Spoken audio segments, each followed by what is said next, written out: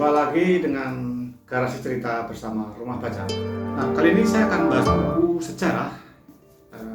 Ini adalah bukunya, judulnya Nusantara, Sejarah Indonesia, yang ditulis oleh Bernard H.M. Fleeke. Buku setebal 439 ini diterbitkan oleh KPG. Ini cetakan yang keempat tahun 2017.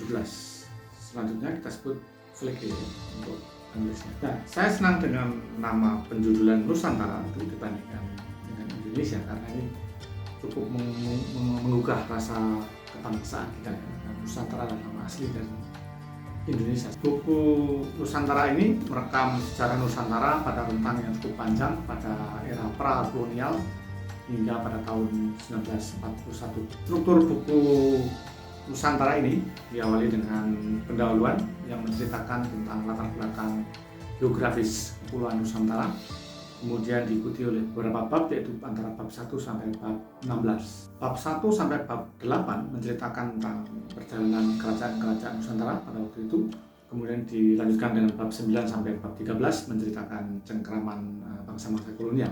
Kemudian sisanya pada bab 14 sampai 16 menceritakan masa-masa pergolakan hingga munculnya masa-masa pra-kemerdekaan. Pada pendahuluan diceritakan bahwa secara geografis Indonesia memang sejak zaman dulu belum merupakan satu kesatuan bangsa, artinya tidak ada satu otoritas yang memegang bangsa yang disebut Nusantara itu.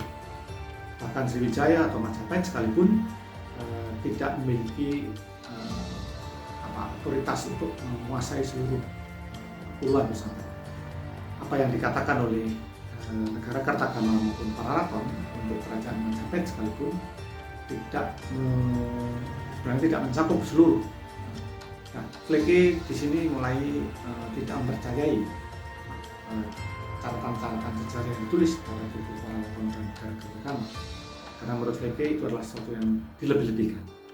Demikian juga dengan kerajaan Mataram yang ditulis dalam Babat Tanah Jawi dan Babat Tanah Jawa, Fleeke juga tidak mempercayai. Nah, bahan dasar dari penulisan buku sejarah ini adalah catatan-catatan perjalanan, catatan sejarah yang ditulis oleh para pedagang yang datang ke Indonesia, yaitu dari bangsa Spanyol, Portugis, dan Belanda.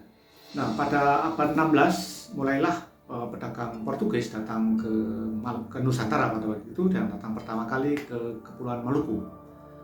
Pada waktu itu sebenarnya sudah ada potensi atau bibit-bibit permusuhan antara kerajaan Ternate dan Tidore. Permusuhan itu sudah dimulai tahun 1670 antara kerajaan Ternate dan Tidore.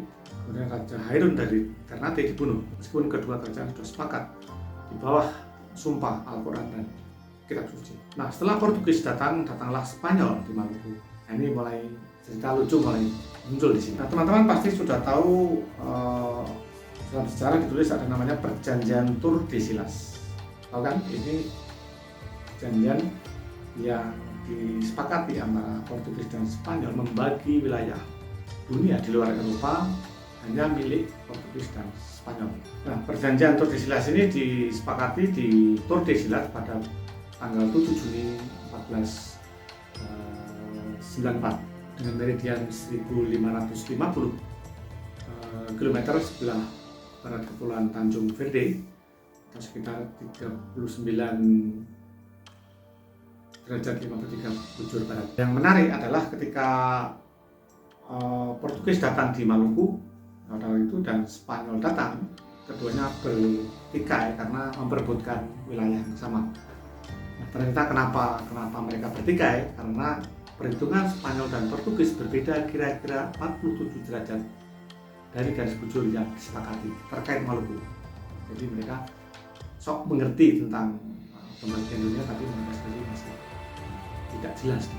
Nah, setelah masa Portugis dan Spanyol, maka kemudian datanglah Belanda. Nah, sama seperti pedagang Spanyol dan Portugis, jadi Belanda datang ke Nusantara juga sebagai pedagang. Jadi harap dicatat, Belanda datang ke Indonesia bukan sebagai bangsa penjajah atau kolonial waktu itu, tapi sama-sama sebagai pedagang yang ingin mencari rempah-rempah di Nusantara. Nah, kapal pertama Belanda yang datang ke Indonesia ini di bawah kapten yang juga sama-sama sok tahu tentang navigasi, namanya Cornelis de Houtman. Nah, kapten kapal yang bernama Cornelis de Houtman ini Vleke menyebutnya sebagai kapten kapal yang sok tahu dan bajingan. Ya, Vleke menyebut kata bajingan di sini karena si Cornelis de Houtman ini berlayar dari Belanda ke Nusantara menghabiskan waktu 14 bulan alias 4 kali dari perjalanan yang seharusnya ditempuh. Dengan jumlah karyawan, dengan jumlah ABK 249, 145 diantaranya meninggal dalam perjalanan. Nah, satu hal yang menarik di sini adalah ketika Belanda datang ke Indonesia, dia bukan sebagai kerajaan. Harap dicatat ya, Belanda bukan sebagai kerajaan. Beda dengan Portugis dan Spanyol, karena Belanda waktu itu tidak punya raja. Bahkan Raja Felipe dari Spanyol pun menolak klaim Belanda yang menyebut dia menguasai beberapa wilayah di Eropa. Nah, pedagang Belanda yang datang ke Nusantara ketika mengadakan perjanjian dengan para raja, mereka menipu para raja di Nusantara dengan mengatakan bahwa Belanda punya raja. Nah, waktu itu yang dianggap sebagai raja sebenarnya adalah pangeran, ya, Pangeran Oranye. Nah, pangeran ini diakui sebagai raja. Jadi terjadi tipu muslihat oleh bangsa Belanda kepada raja-raja Nusantara. Karena seharusnya yang namanya perjanjian itu satu level. Jadi ini Raja Jawa atau Raja Sumatera bersekutu atau mengadakan perjanjian dengan Raja Belanda. Tapi tidak. Jadi di sini Raja, Nusantara Raja, di sini pangeran. Tetapi dia mengangkat dirinya menjadi raja juga. Nah, ini saya kira penipuan pertama yang dilakukan Belanda dan banyak para raja-raja yang tidak tahu. Nah, catatan Vleke selanjutnya, meskipun dia orang Belanda sendiri, ketika dia menyebut sejarah Belanda, terutama lebih banyak porsi perjalanan perdagangan Belanda ketika di Nusantara, dia menyebut bahwa buku ini dirancang sebagai sejarah Indonesia dan bukan perluasan perusahaan dan koloni Belanda di luar negeri. Nah, dalam perjalanannya, meskipun pada awalnya dia hanya delegasi dagang yang diutus oleh Parlemen Belanda waktu itu, dan yang menjadi utusan di Nusantara itu disebut sebagai gubernur Hindia Belanda. Nah, pada itu belum terjadi pola pikir kolonialisme. Nah, pada waktu Jan Pieterszoon pun datang ke Indonesia, waktu itu dia usianya baru 31 tahun dan sudah mencetuskan bahwa perlunya menguasai wilayah Nusantara menjadi wilayah koloni. Caranya adalah yang mendatangkan orang-orang Belanda ke suatu wilayah yang disebut sebagai Batavia, dan juga karena waktu itu masih rawa-rawa ya, Batavia Jakarta itu, dia juga mendatangkan orang Cina untuk menemani selama dia membangun koloni. Ada kisah di sini bahwa orang Cina yang tidak mau pun itu akan diculik karena koloni itu harus kuat. Bahkan juga ada benteng untuk membangun koloni itu. Nah, sejak 1880 sampai 1750, sedikit demi sedikit Belanda mulai menguasai seluruh kerajaan Nusantara dengan cara mengadakan perjanjian dagang yang pada akhirnya dia menguasai secara monopolistik. Hampir seluruh kerajaan Nusantara takluk kecuali Bali dan Lombok. Jadi dua kerajaan ini agak susah ditaklukkan. Yang pertama karena memang dua bangsa ini suka berperang, dan yang kedua mungkin secara ekonomi kurang menguntungkan. Tidak banyak rempah yang diperoleh dari situ. Nah, pada rentang yang panjang kolonialisme itu, Belanda mulai menancapkan kuku ekonominya, dan tentu dengan monopoli itu dia ingin menguasai seluruh perdagangan di Nusantara. Nah, situlah muncul istilah perompak atau bajak laut. Jadi Belanda mengatakan bangsa-bangsa di wilayah perjalanan itu, bangsa Nusantara sendiri, ketika dia mulai merampok niaga Belanda itu, mereka mempunyai perompak. Pertanyaan saya adalah, siapa yang merompak di sini? Apakah orang Nusantara yang merompak perdagangan Belanda, atau Belanda yang merompak dengan tanda kutip monopoli perdagangan? Nah, selanjutnya dalam perjalanannya company atau perusahaan Belanda yang disebut VOC ini mulai mengalami kebangkrutan karena beberapa sebab.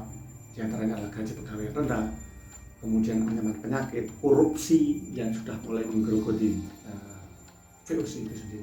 Kemudian masa berganti masa ketika Gubernur Van den Bosch menerapkan sistem tanaman paksa, bangsa Indonesia semakin terpuruk dengan penderitaan. Kemudian pada perkembangan selanjutnya muncul terutama di belahan Eropa, di pelopor Prancis, mereka ingin menerapkan namanya ekonomi liberal.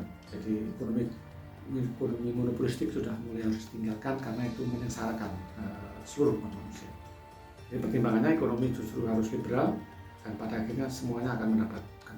Nah, dari perkembangan itu Belanda juga mengadopsi ekonomi liberal itu dengan diambil alih dan dicetuskan oleh Cornat van Deventer waktu itu di Indonesia dengan sistem politik balas budi.